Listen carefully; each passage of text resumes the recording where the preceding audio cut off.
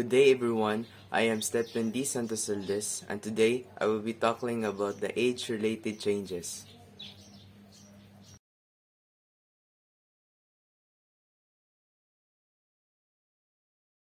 So now, let's start for the universal changes.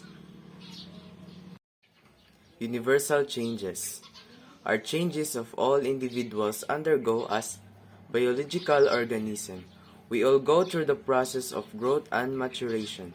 Means that all physical changes that happens to our body are programmed.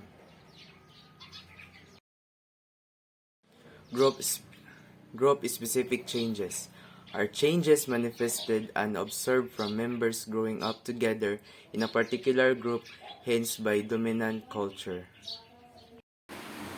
This includes a system of meaning, customs, language, values, attitudes, traits, laws, beliefs, moral guidelines, and physical artifacts.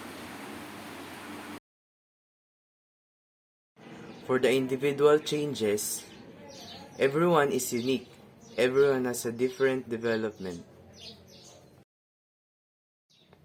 So for the genetic difference, every individual has a unique and different combination of genes.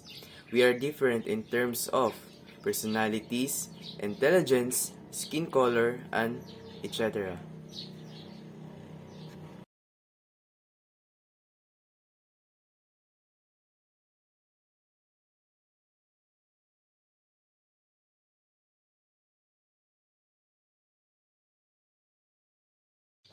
Critical period refers to the brain's ability to change throughout life.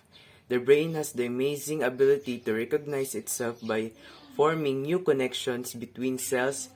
Individual is the most sensitive to the presence and absence of particular experience.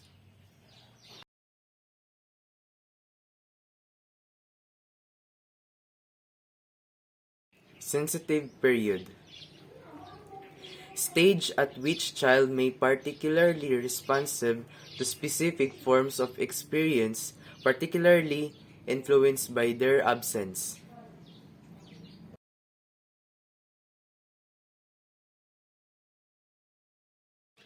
Atypical development.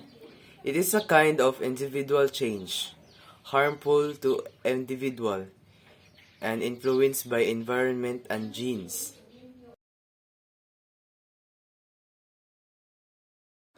Theoretical perspective on development. First, psychodynamics by Sigmund Freud. Psychodynamics is also known as dynamic psychology. It's the science of interrelationship, various parts of the mind, personality as they relate the mental, emotional, and motivational forces. Second is the Erikson's theory of psychological development is one of the best known theories of personality in psychology. Much like Sigmund Freud, Erikson believed that personality develops in a series of stages. A comprehensive theory about the nature and development of human intelligence, first developed by Jean Piaget. Display primarily known as a developmental stage theory, but in fact, it deals with the nature of knowledge. It's up on how humans come gradually. Cognitive social theory history did a social element arguing that people can learn new informations and behaviors by watching other people, known as observational learning or modeling. Information processing theory.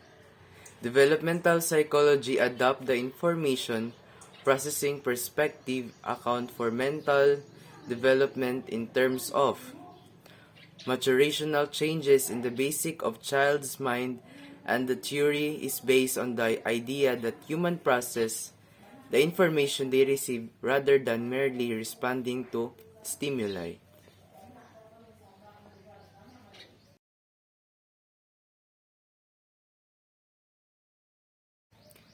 Contextual perspective.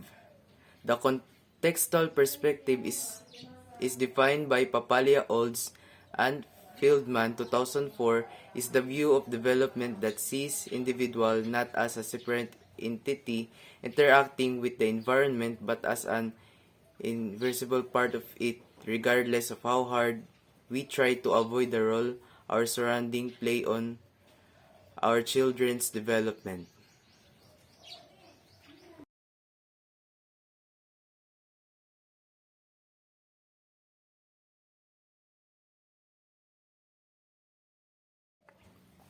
Historical approaches. The process of learning and understanding the background of the growth of choosing field of study or profession can over insight into the organizational culture, your intents and future possibilities. This story called method of research applies to all field of study because it encompasses their origins, growth, theories, personality, etc.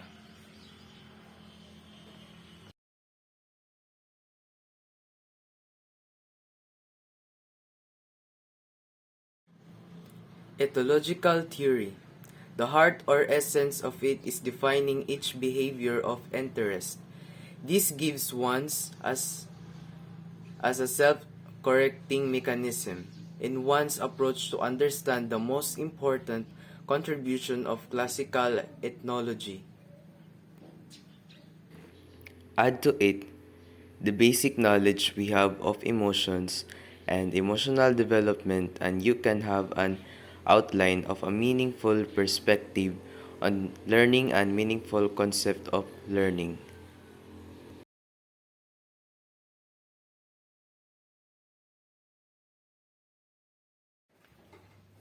Microsystems. Child is at center includes the immediate social settings that involve the child's activities and relationship with others in a person's immediate environment that affect development of each child has multiple microsystems. The example of microsystem is family, peers, and the school.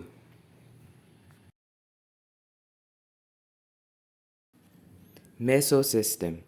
How the microsystems relate, linkage and interrelationships between two or more of a person's immediate social settings or microsystems that affect development, neighborhood, religious affiliations, and workplace.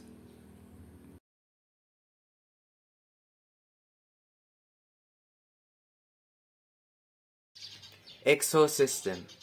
Social settings in which a person is not an active participant but that affect the person's development indirectly.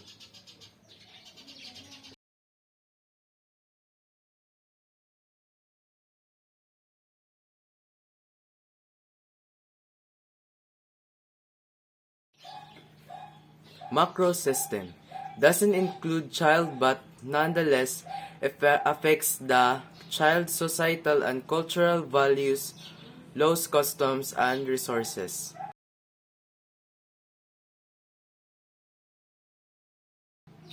Chronosystem. This inverts the patterning of environmental events and transition over the life course as well as social historical circumstances.